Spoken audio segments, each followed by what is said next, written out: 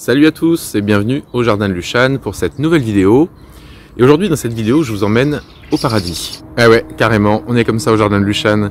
Alors pourquoi je vous parle de paradis? Bah si je vous dis Adam et Ève, si je vous dis paradis perdu, la chute, ça y est, vous avez compris, on va parler de pommier. Alors si bien sûr le pommier que je vous présente aujourd'hui, il a des pommes, c'est pas pour ça qu'on le cultive, enfin c'est pas vraiment que pour ça.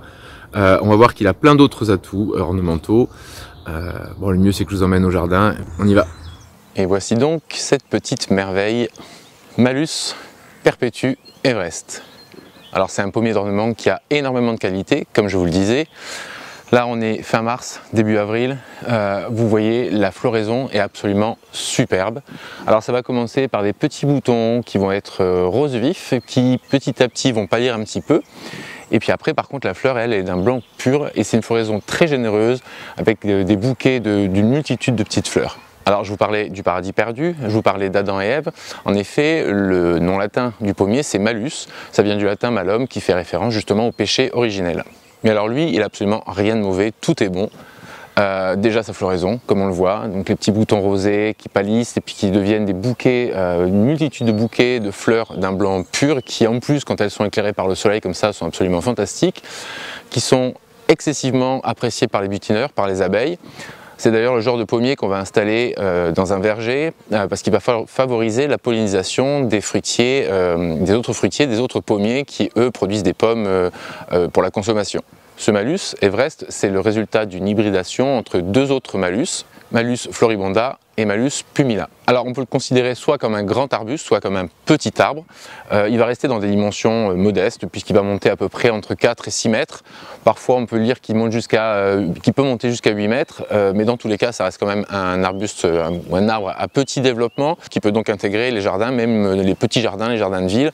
Vous voyez ici il ne prend pas énormément de place, ça fait une dizaine d'années qu'il est planté, sachant qu'en plus la croissance de ce Malus est rapide. Donc on est assez rapidement, au bout de 3-4 ans déjà, on peut avoir un effet décoratif très intéressant. Alors je vous disais qu'il avait plein de qualités, je vous ai parlé donc de sa floraison qui est absolument magnifique. Après la floraison, on va avoir le feuillage qui va apparaître, qui va être d'un vert assez classique, assez banal, mais ça fait un petit arbre d'ombrage avec un ombrage assez léger, qui n'interdit donc pas de planter à son pied.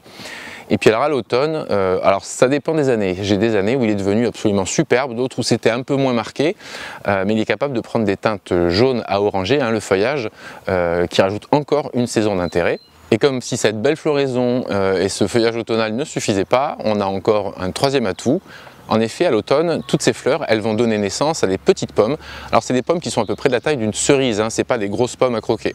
Elles sont de couleur rouge-orangé, alors elles sont comestibles, mais elles sont pas bonnes, franchement, elles ont un côté très acide.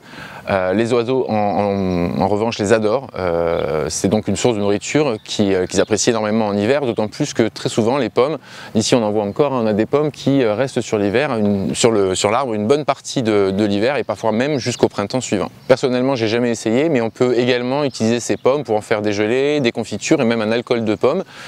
Vous pourrez trouver des recettes sur internet si ça vous intéresse de les utiliser de cette façon-là. Il y a autre chose que j'aime beaucoup chez ce Malus, c'est son écorce.